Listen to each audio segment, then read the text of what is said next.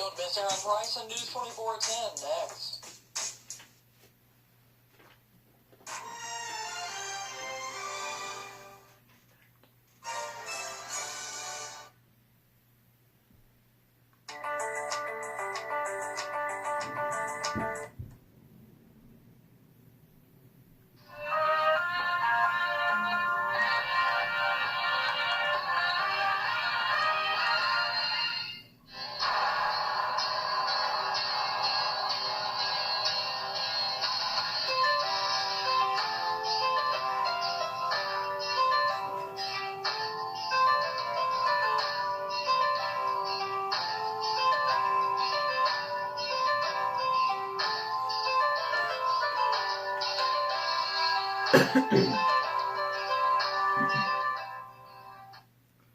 Tonight, flooding impacts various areas in southern Illinois. And Hats for Holly, how one local school district is helping to support the death of a fellow classmate. Plus, the search continues for a missing man in Perry County. And IDOT shares ideas for road work in West Frankfort. We have those stories and more tonight on a Thursday night edition of News 24 at 10. Live, Little Egypt's breaking news source. This is News 24 at 10. And good evening. Thanks for joining us. We have a lot of news to get to tonight, but we begin in Ziegler, where before today's storms moved out, they dumped a lot of rain across southern Illinois. In some areas, flooding is a concern. One town in our region that looks to have received the most rain is Ziegler, with nearly 2 inches of rain. DeSoto and Carbondale received about 1 8/10 of an inch. Goreville received 1.5 inches of rainfall, while areas like Metropolis, McLeansboro, and Mount Vernon all received amounts just over 1 inch. Today's heavy rainfall caused several impacts throughout the region. Some of those included train that derailed in Sparta, trailers that were totaled in Ziegler, and a semi-truck overturned on Interstate 64 in White County. Many area creeks are also flooded. Local police officials urge you to not drive through flooded waters and wait till the water subsides. And with the rain came cooler temperatures. News 24's Terry Rodriguez is in with the latest.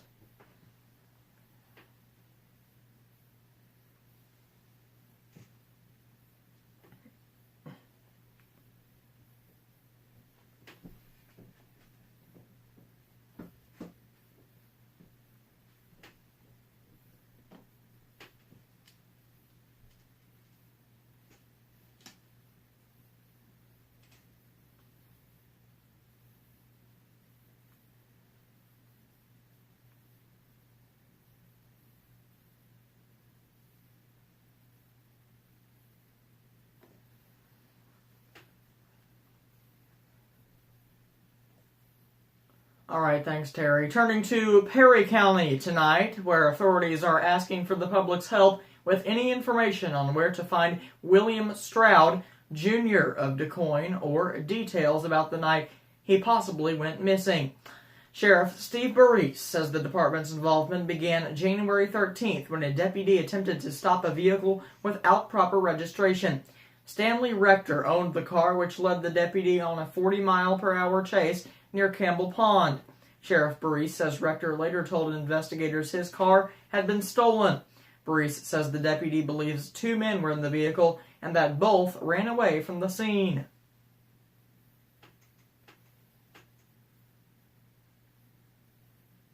Four days later, William Stroud's parents had their life changed. His mother says Stroud's ex-girlfriend made the welfare request and that his father then filed a missing persons report with the DuQuoin Police Department. Soon after, authorities began getting reports that Stroud and Rector were in the vehicle the night of the chase and had multiple agencies do a civil search of the area with drones. Around the same time, Rector was arrested for stealing a car, taken into custody in Jackson County, and questioned.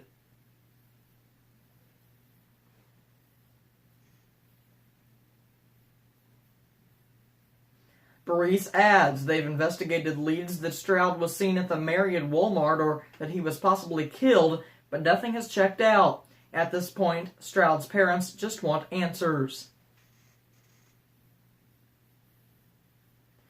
Authorities are asking anyone with information to contact the DuQuoin Police Department at 618-542-2131. Illinois senators have passed a minimum wage increase to $15 an hour, sending it to the House for a vote before heading to the governor. That bill would gradually raise the minimum wage until it hits $15 an hour in 2025. Southern Illinois lawmakers worry the minimum wage increase will put even more strain on Southern Illinois University, already struggling with issues like declining enrollment and a backlog of construction projects. However, the biggest issue is hiring student workers at the university. There's currently 2,300 student workers between the Carbondale campus and the medical school in Springfield.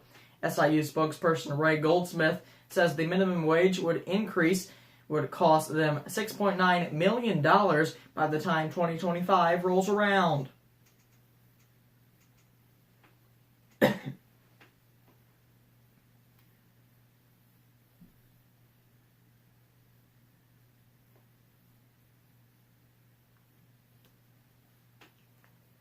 Goldsmith says on the bright side, SIU will have some time to adjust to the increased minimum wage, and it is going to happen incrementally. Governor J.B. Pritzker said he would appreciate more money for higher education that was unrelated to the minimum wage increase, which he says he will sign if or when the House passes it. The Franklin County Sheriff's Office announced that they will be purchasing a bite suit for use in training the department's canine, Diego. Diego is often used to help in high-risk arrests as well as searching for people. With the addition of this training, the Sheriff's Office believes Diego will be best prepared to produce results when called upon. The money for the bite suit comes from a grant from the Law Enforcement Charitable Foundation Incorporated. The cornerstone of the LECF Incorporated is to protect the bond that exists between community and local law enforcement through education, programs, and briefings, while also offering charitable support for families of police officers killed in the line of duty. Staff, students, and community members of Johnston City are remembering Holly Mae Smith, who passed away at her home January 28th. She was known for wearing extravagant hats, so students and faculty came up with an event specially designed to honor her. It's called Hats for Holly, and it allows students to wear a hat in school if they paid $1. Student council members China Roan and Mackenzie Nichols are seniors at Johnston City High School who share their memories of classmate Smith.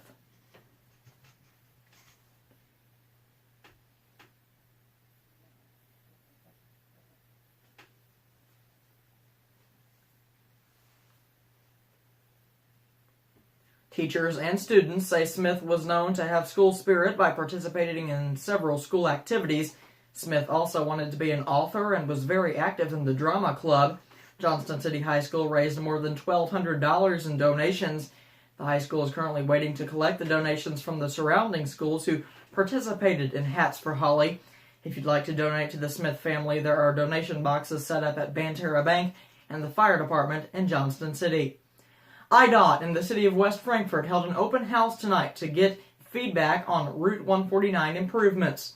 It wants to make improvements on the road from Route 37 to Interstate 57, including pavement repairs, new sidewalks, and interstate entrance repairs.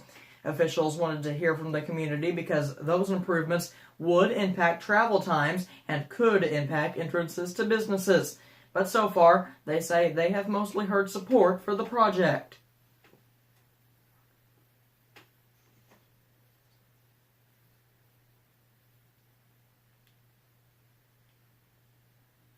The project is currently in the planning phase. The next phase would be land acquisition and design, then construction. If funding is available, IDOT hopes to start work in 2021.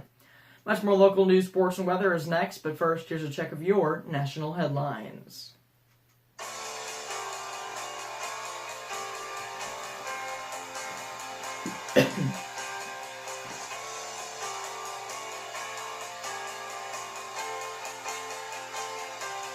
Fox News update.